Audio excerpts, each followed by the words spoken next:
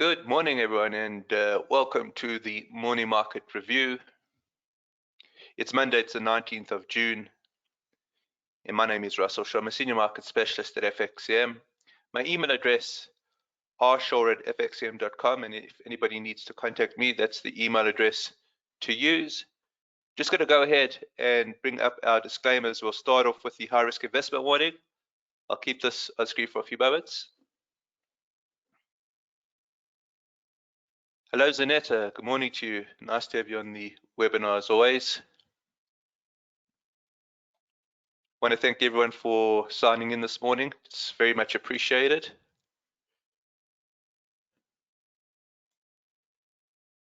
Hey, Derek. Good morning to you. Lovely to have you on the webinar. Here's our market commentaries disclaimer.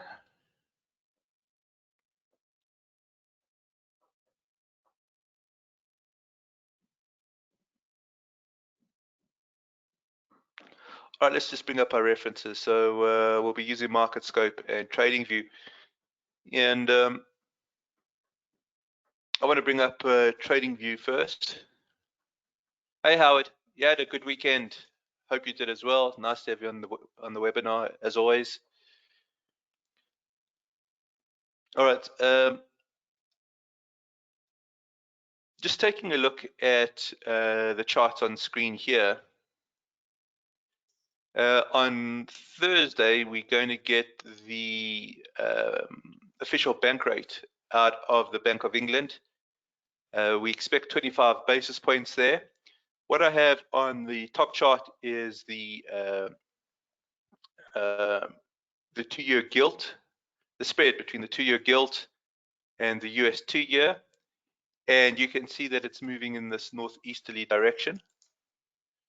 And the chart underneath is cables, pound US dollar, and it's moving in that northeasterly direction. So there's certainly seems to be some sort of relationship between the spread and cable, the widening of that spread seeming to benefit the pound US dollar.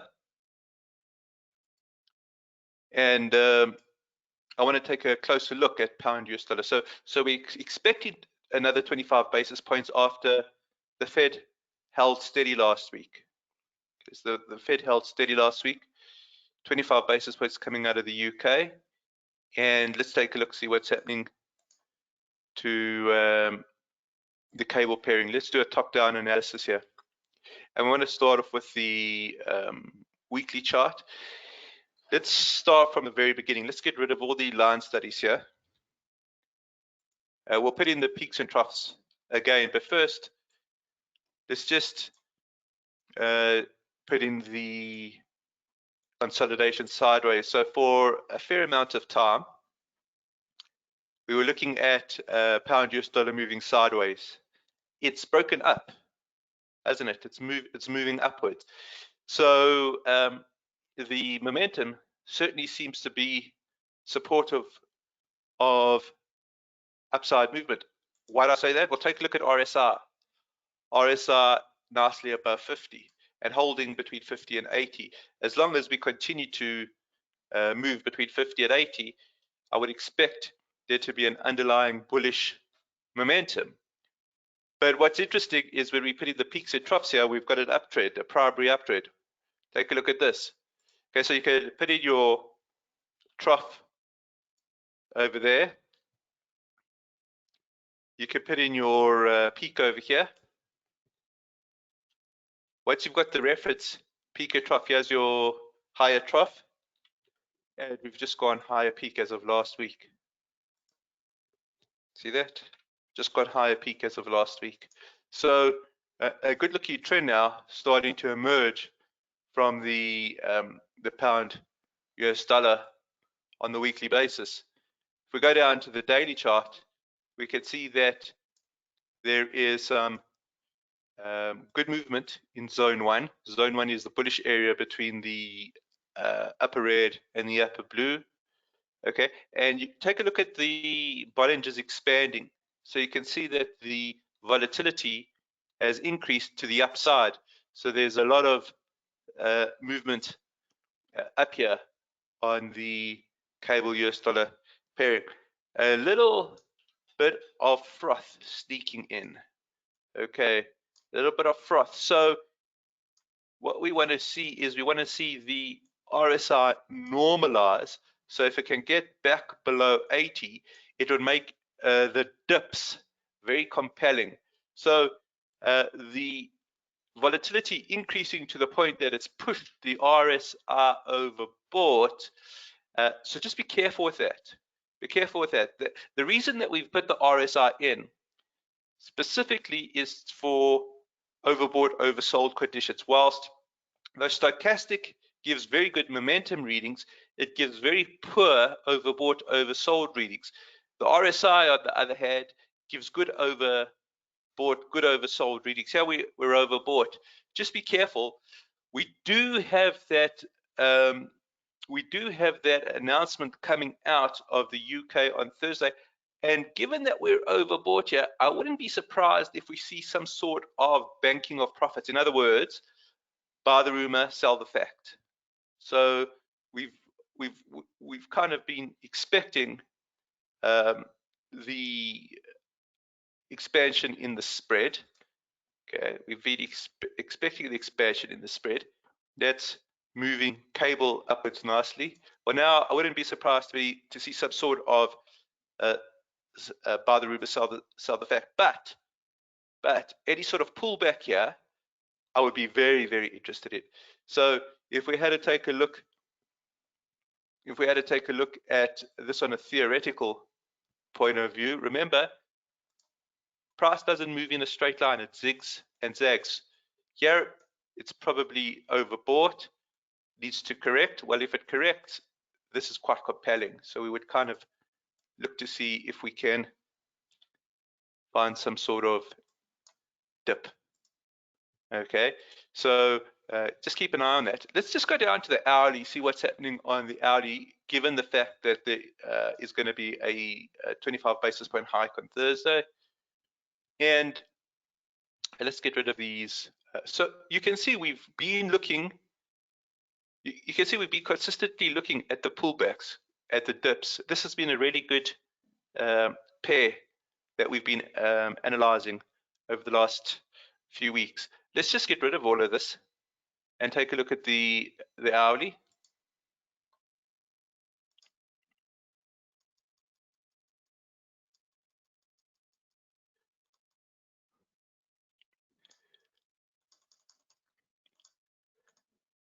All right. What would be interesting here, guys, what would be very interesting here is if we got a golden cross to the upside. In other words, we got the green pushing above the orange exponential moving average. That would be trigger one. We would also be very interested to see if we got the stochastic crossing up as well. And then we would be looking to see if the momentum went into the upper quintile and held. That would be interesting. I would be more suspicious of any upwards movement as we got closer to the rate hike because of this overbought condition.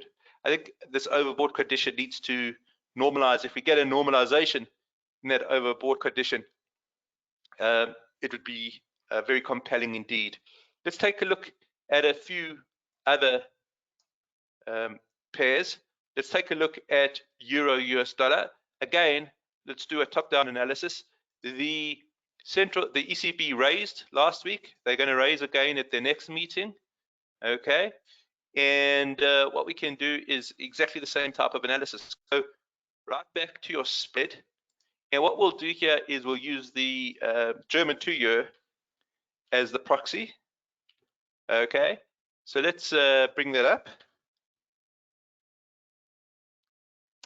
And let's go ahead and change this from pound US dollar to euro US dollar.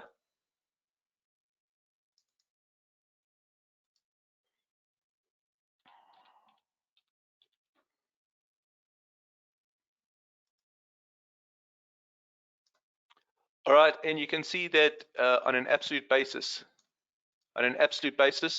It's moving in that northeast direction, and that's lifting the euro on an absolute basis, right?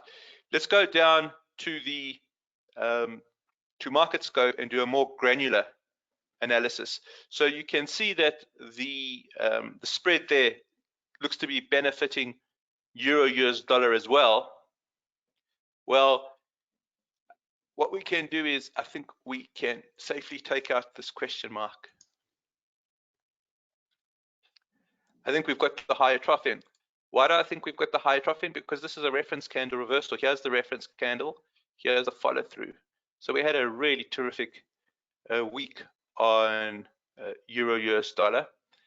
We've got a series of higher troughs, higher peaks, higher troughs, higher peaks.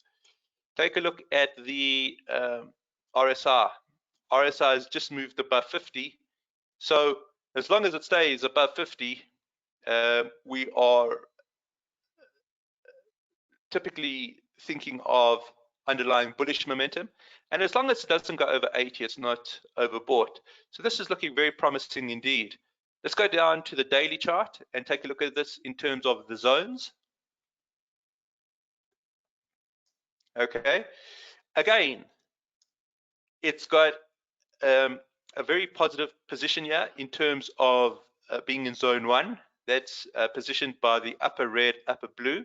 Take a look at the volatility, how the volatility is expanded to the upside. So we've got this burst of volatility to the upside. Where's the RSI? It's nicely above 50. Okay. But we've got some red that's starting to appear. And that red means there are potential dips that we can take advantage of. Let's go down to the hourly. Let's see if there are any dips that we can take advantage of. All right, let's get rid of all the line studies. You can see again that we looked at this dip and it moved up beautifully. All right, let's go through and just get rid of all the line studies here. Let's get rid of the fib. That.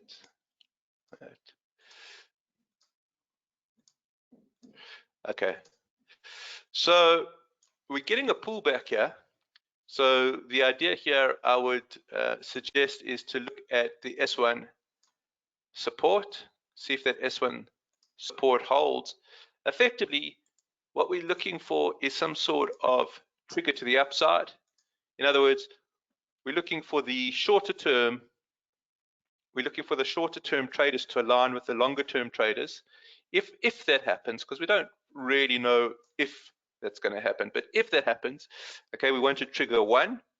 In other words, we want the EMAs to start pointing to the upside, and we want the stochastic to start heading upwards towards the northeast. And once we've got those 2 triggers, well, then it's all about the momentum. And the idea is, does the momentum come in and support price? And the way that we track that is whether the stochastic makes it above 80 or not. You see, the last time it went above 80 over here, it held for a fair amount of time. We got a nice swing. Okay, so it's really all about getting into the upper quintile and holding. So let's just paraphrase what we've spoken about. We've spoken about the fact that we've got a series of higher troughs followed by higher peaks. We've got good looking weekly momentum. We've got an expansion in volatility on the daily. And now we want the shorter term traders to start synchronizing with the longer term traders so that we've got all the time frames acting together. So let's keep an eye on that. The fact that there is a bit of red on the euro US dollar is interesting. Let's take a look at the US dollar, see what's happening on the US dollar side of things. So we're looking at FXCM's US dollar basket here.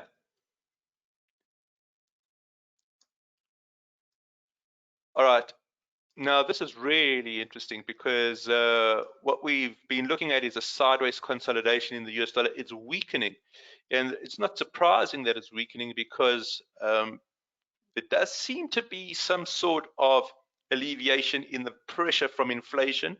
The central bank, the Fed, has held. We're getting the candles starting to challenge the lower boundary of the symmetrical triangle, and we've got the RSI dipping below 50. Okay, let's see if we break below it. Let's also just go down a time frame to the daily, and you can see that we are in zone 3. Zone 3 is the lower blue, the lower red. So as long as we hold the lower blue, lower red, there would be downside pressure here, and that is reinforced by the fact that the RSI is below 50.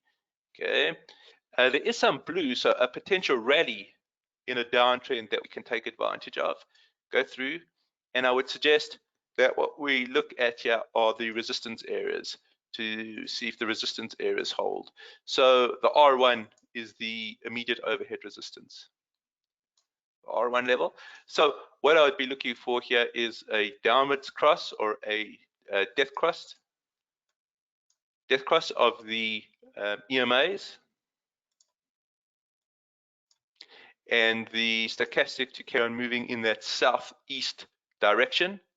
And if it moves in that southeast direction, I'd really want it to get to the lower quintile and hold. And if we get it to the lower quintile and holding, well, that's where the magic happens. So we just want to be sort of reactive here, not predictive, because I don't know if we're going to react off of the R1. I think there's a probability, okay, but I don't know it for on any absolute basis. So I'd like to see the dead cross, and I'd like to see the stochastic making its way down to the lower quintile. All right, let's just take a look at DAX to end off. American markets are closed today for the Juneteenth public holiday. So that might affect some liquidity, so just bear that in mind as well. Let's go through to the DAX, take a look at the DAX. Okay, let's do a top-down analysis. And to me, this is a fascinating chart, one that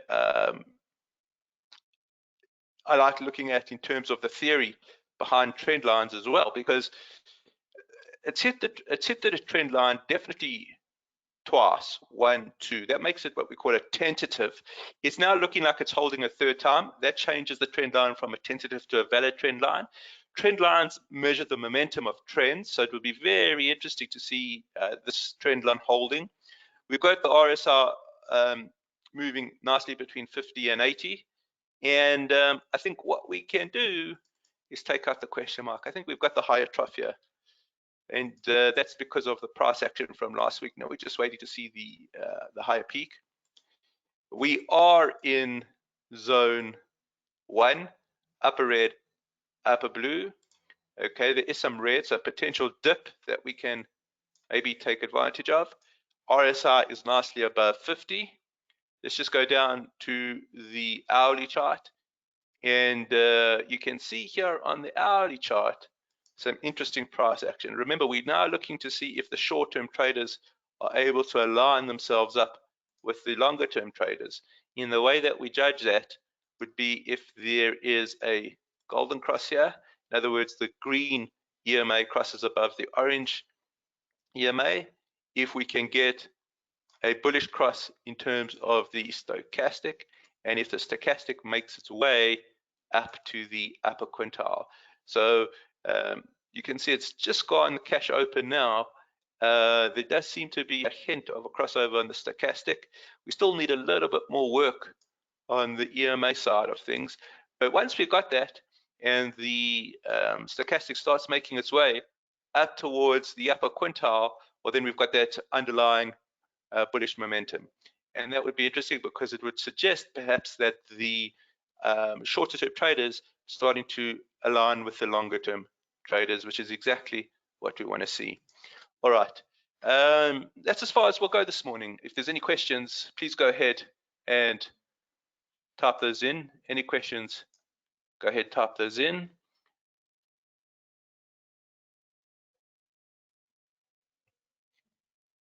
All right, nothing coming through. We're going to wrap up here. Thank you very much, guys. Have a good day ahead. Have a good evening ahead. We shall chat tomorrow morning. Thanks very much.